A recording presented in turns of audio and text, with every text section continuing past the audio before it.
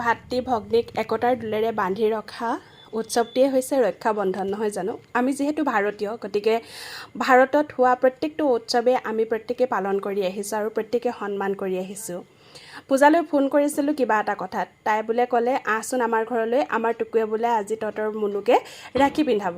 গতিকে খৰখেতাকৈ গা পা ধুৱাই সিহঁতৰ ঘৰলৈ বুলি ওলালোঁ আৰু গৈ পেলাই পাইছোঁ এফালে তাইও সাজু হৈ আছিলে ধুনীয়াকৈ ভায়েকক ৰাখি পিন্ধাবৰ কাৰণে।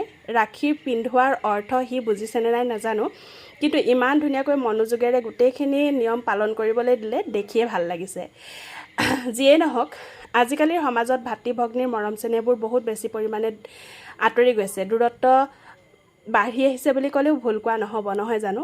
তথাপিও তেজমঙহৰ নহ'লেও এনেকুৱা ধৰণৰ কিছুমান সম্পৰ্ক যেন গোটেই জীৱনৰ কাৰণে অটুট থাকে, তাৰ বাবে ভিডিঅ'টি ৰাখি থলোঁ। আপোনালোকে বাৰু আজি ৰক্ষাবন্ধনৰ এই উৎসৱটি পালন কৰিলেনে আপোনালোকৰ ল'ৰা ছোৱালীয়ে এইটি উৎসৱ আৰু এই উৎসৱৰ মহত্বটো তেওঁলোকেও বাৰু বুজি পালেনে? যদি পোৱা নাই, এতিয়াও সময় আছে, তেখেতলোকক আজিৰ উৎসৱটিৰ মহত্বটি বুজাই দিবচোন। এটি ভাতৃয়ে এগৰাকী ভগ্নীক কেনেকৈ গোটেই জীৱন দায়িত্বভাৰ পালন কৰি পেলাই মৰম চেনেহেৰে অটুট ৰাখিব পাৰে, তাৰে এই উৎসৱটি ধুনীয়া নিদৰ্শন, নহয় জানো?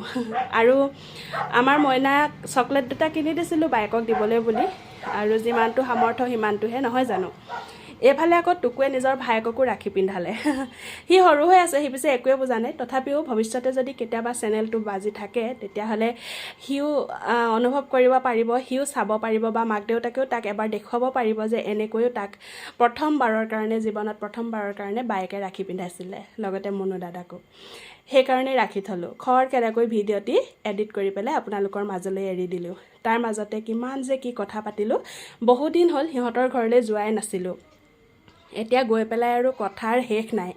কথা পাতোঁতে আমাৰ আহিবৰে মন যোৱা নাছিল। পিছে একেবাৰে সন্ধিয়া সময়ত যোৱা নিচিনা হ'ল, মানুহজনী আহি পালেহি, গতিকে আমাক আনিবলৈ বুলি তেখেতো গুচি গ'ল। সেইকাৰণে আমিও খৰখেদাকৈ গুচি আহিলোঁ। মুনুৱে ভায়েকক ৰাখি পিন্ধোৱাটো খুব ধুনীয়াকৈ চাই আছে আৰু সেই ৰাখি পিন্ধিলে, ধুনীয়াকৈ পিন্ধাবলৈও দিলে, তাৰপিছতে সি ৰাখীডাল আকৌ অকণমান পিন্ধি পেলাই খুলি থৈও দিলে। তাৰমানে সি বহুত বেছি বুজি পোৱা হোৱা নাই, তথাপিও তাক দিলোঁ আৰু এই উৎসৱটিৰ অকণমান সুবাস। আৰু তাৰপিছত আমি চাহ খালোঁ, সিহঁত দুটাই মেগী খালে।